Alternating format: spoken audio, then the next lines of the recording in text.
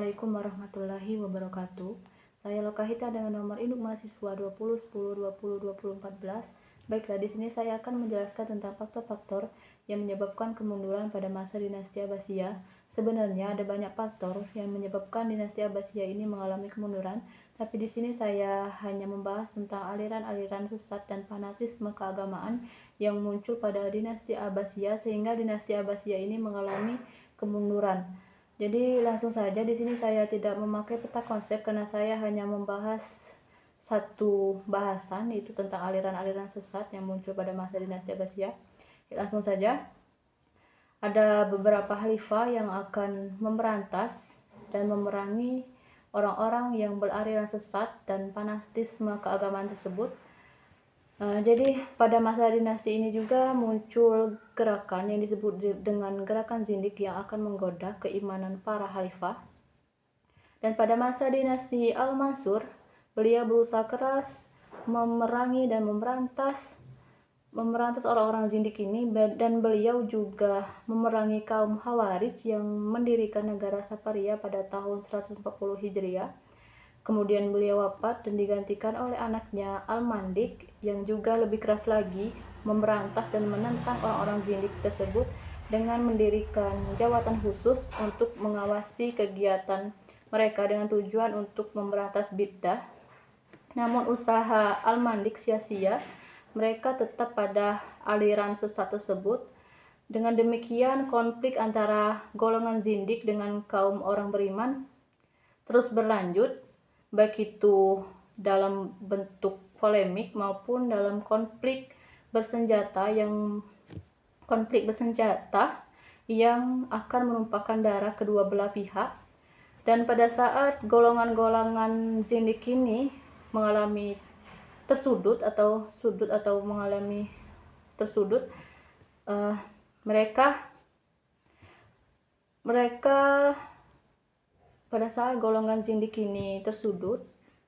mereka berlindung di balik ajaran Syiah,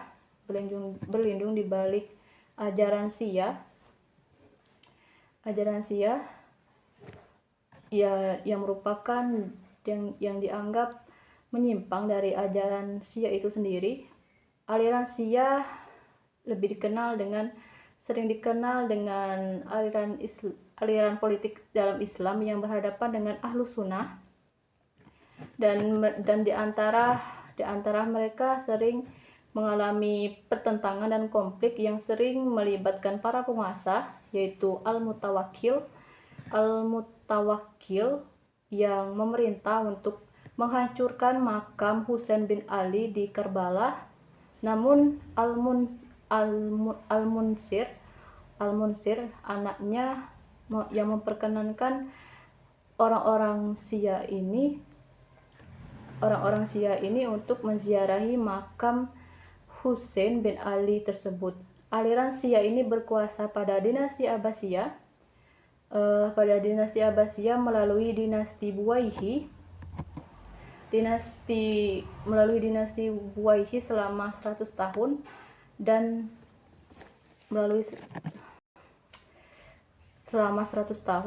dan aliran ini juga, dan selain itu juga terjadi konflik antara aliran-aliran Islam yang lainnya, yaitu terjadi konflik antara paham Ahlus Sunnah dengan Mu'tazilah yang dipertekankan oleh Al-Ma'mun. Beliau mengangkat aliran Mu'tazilah sebagai mazhab negara dan melakukan mihnah, sedangkan aliran Mu'tazilah dibatalkan dalam mazhab negara dan Ahlus Sunnah didirikan kembali. Dan kemudian aliran Mu'tazilah ini bangkit kembali pada masa dinasti Buwayhi, dan pada masa dinasti Seljuk yang merupakan dinasti penganut paham Asy'ariyah.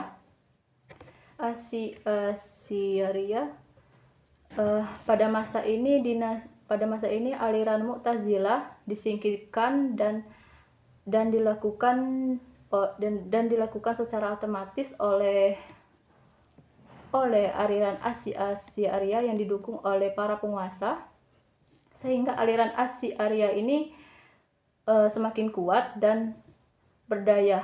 Mungkin itu saja penjelasan dari saya. Wassalamualaikum warahmatullahi wabarakatuh.